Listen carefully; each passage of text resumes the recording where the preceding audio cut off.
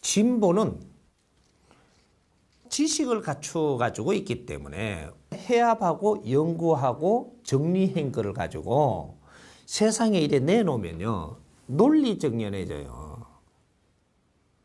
보수는 논리정연하게끔 정리를 해서 내놓지를 못하는데 주먹구구예요. 보수는 주먹구구로 하는데 이상하게 잘 이끌고 간다는 얘기죠. 이게 보수예요. 하지만 진보는 포럼도 열고 토론도 하고 뭐 이런 거 해압을 해가지고 정리를 해가지고 이 잘 다듬어서 논리정연하게 아웃라인을 내놓을 수가 있다는 사실이에요. 이걸 내놓으면 국민이 이해가 가기 때문에 국민이 한편이 돼가지고 이것이 보수를 이겨냅니다. 진보는 국민의 힘을 나눠보면 절대 안 돼. 진보는 국민의 힘을 얻어내야 된다는 거죠. 보수는 자체의 힘으로 갖고 지금 활용을 하는데 진보는 국민의 힘을 얻어내지 못하면 절대 성공할 수 없는 겁니다. 이걸로 이겨야 되거든요. 뭐 국민이 이해되는 이런 설계를 해가지고 국민 앞에 발표하면서 위에다가 올리는 거죠. 올리면 국민이 듣기에 이해가 가버리면 이 힘이 우리 진보한테 와가지고 이거는 수용하게 돼요. 수용하는 것도 우리가 70%를 수용해서는 절대 안 된다라는 사실입니다. 70%를 수용을 하려고 들면 국민한테도 조금 갸우뚱하게 만든단 말이죠. 왜? 욕심이 들어갔거든요. 욕심이 들어가면 국민이 기가 차게 알아요. 센서거든요, 이게. 국민들의 보는 눈이 아주 그냥 무식한 것 같지만 그렇지 않아요. 자동 발생적으로 센서가 움직이는 게 있거든. 그래서 욕심을 딱 내는 순간에 국민이 갸우뚱거려요. 갸우뚱하면 진보는 힘을 못 써. 진보는 국민이 딱 받쳐줘야 힘을 써요. 나는 30%지만 국민이 70% 힘을 가지고 있거든요. 이게 100이 돼갖고 힘을 써. 이게 내 힘이 100이 된다 이 말이죠. 이래서 보수를 충분히 이겨냅니다. 70% 보수이기 때문에. 이겨내는 게 전복을 시키는 게 아니고 보수를 움직이게 만들어버린다는 거죠. 그래서 일은 이루어지거든요. 그렇게 국민의 힘을 끌어내려면 정확하게 우리가 100을 추궁할 때 30%를 양보받아서 이루어내기 위한 설계를 해서 올리라는 거죠. 그러면 이걸 보수가 안 들어주면 국민이 참 너무한다라고 듭니다. 에? 이 무리한 요구도 아니구만 이러고 한편이 돼요. 국민의 힘을 끌어내는 방법입니다. 이게. 그래서 요걸 이루어내게 되면 요거 갖고 잘 만져가면서 그래서 한 1년 5개월 정도 잘 만지면 이것이 뭔가 힘이 쓸리죠. 요때 다시 나머지 30%를 얻어내는 거죠. 여기 지금 성공하고 있거든요. 30% 얻은 게 성공하고 있고 그 다음에 지금 성공한 거하고 이때까지 우리의 힘하고 또 논리를 정리한 거하고 맞추게 되면 이 30%를 얻으러 들어갈 수 있습니다. 그러면 이 30%를 얻기 위해서 정확하게 데이터도 만들고 논리를 만들어서 정리를 해서 논리정연하게 또 요구를 하면서 국민 앞에 같이 드러내면 이건 정확하게 얻어내게끔 되어 있습니다. 그럼 60%가 되죠. 60% 되면 또 한 1년 5개월이면 3년이죠. 한 템포를 이루어내는 것은 3년이라야 돼요. 6개월 만에 성과 본다 이게 없고 3년인데 이것이 템포를 얻어내는 게 1년 5개월, 1년 5개월 해서 3년. 1년 6개월인가? 한 시스템을 갖다가 우리가 완성시키는 데는 3년이면 충분해요. 정확하게 간다면. 그래서 3년 후에 요거를 완성시키고 나면은 이 40%는 정확하게 뭉쳐서 가야 되게끔 돼가 있는 거거든요. 이거는 요구를 안 해도 요거의 성과의 힘이 이거는 스스로 움직이게 만든다. 요래서 진보가 보수를 이기는 방법. 정확하게 이 잣대 4대 3대 3. 요 3대 7의 법칙을 어기면 진보는 절대로 힘을 못 쓰고 항상 주저앉습니다. 실패한다. 실패.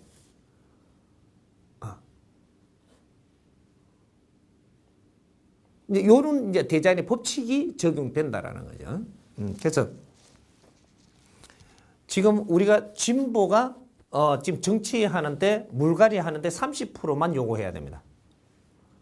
30% 물갈이 더 요구한다라고 들면 이거는 혼란에 빠져가지고 이것도 안 되고 저것도 안 돼요. 30%만 물갈이 해달라. 30%가 연구하는 정치를 해라는 거죠. 이제 30% 가지고 연구하는 정치. 그럼 국민들 앞에 이것이 연구하는 정치가 눈에 보입니다. 연구하는 정치가 국민한테 지금 호응을 얻을 수 있을 것 같아요. 주먹국으로 하는 게 호응을 얻을 수 있을 것 같아요. 이래서 젊은 피가 필요한 겁니다.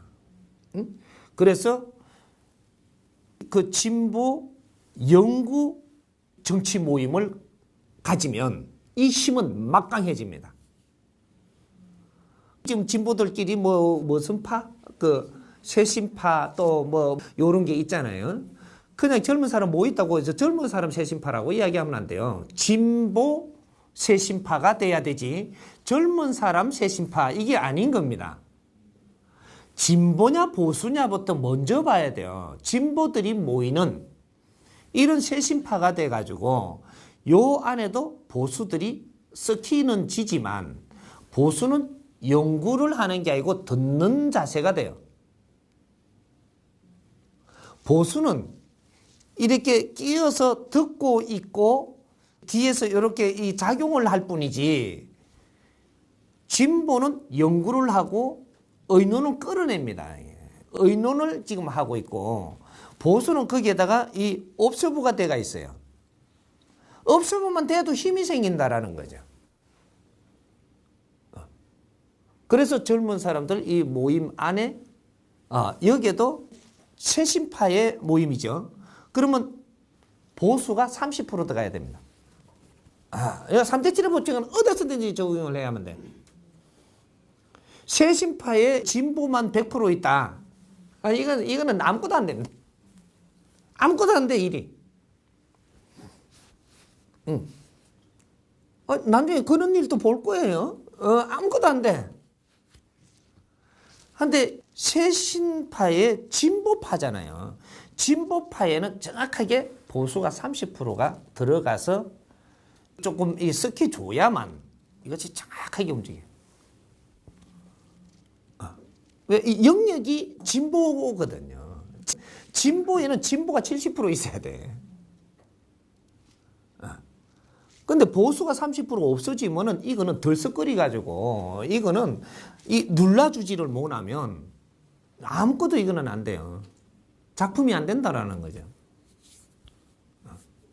근데 보수들의 진영에는 진보가 30% 들어가야 되고 진보의 진영에는 보수가 30% 들어와야 정확한 법칙입니다. 이 기운을 유지하고 그 단체를 운영할 수 있는 힘이 돼요. 여기에서 뭔가 빈트가 나버리면 이거는 제자리를 못 잡고 항상 붕뜨가 있습니다. 민주당처럼. 한나라당에는 그래도 보수가 70% 있고 진보가 30% 있었어요. 그래서 조금 모질했죠. 진보가 사실 그 30%가 조금 덜 됩니다. 이렇게 정확하게 있으면 이게 참 좋은데, 이게 개발도 되고 발전도 하고 좋은데, 이게 좀 모질하게 있었어, 사실은. 잘 따져보면. 진보가 조금 모질해요. 보수가 좀 많아. 그렇다고 이 운용이, 이게 활성화가 안 되는 거예요. 안 되는 거고, 지금 민주당의 진보당에는 진보가 70% 있어야 되는데, 진보가 70% 있는 게 아니고 보수가 좀 더 섞여가 있어요.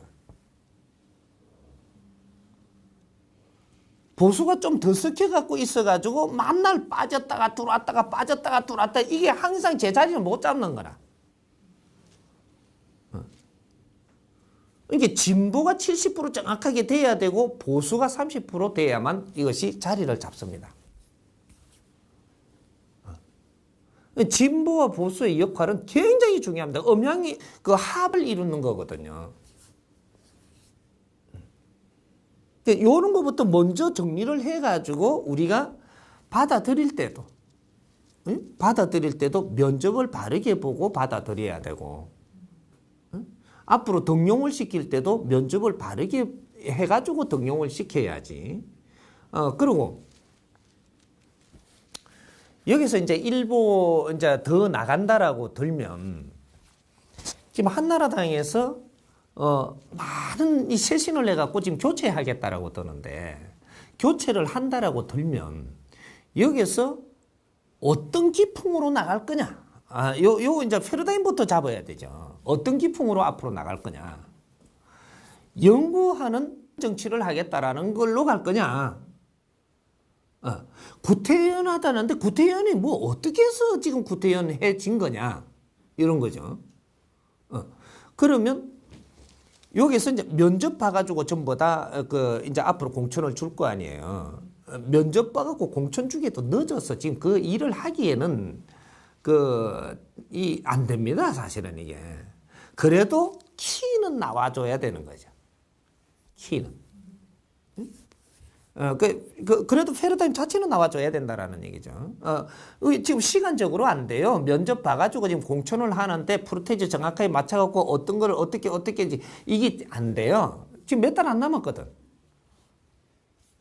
이제 3개월 남았어요. 3개월. 100일 안에 그게 안 되죠. 면접 보는 데만 해도 100일은 걸리는데, 지금 키를 맞췄고 정리해갖고 연구를 하고 이게 안 된다라는 거죠. 하지만 그래도 키는 나와줘야 된다, 이거죠. 그러면 어떻게 되냐? 70%는 그래도 그 방향으로 간다. 키만 나오더라도 70%는 그 방향으로 간다라는 겁니다. 100% 손질 못 합니다, 지금. 절대로. 100% 하려 그러면 이거는 욕심이.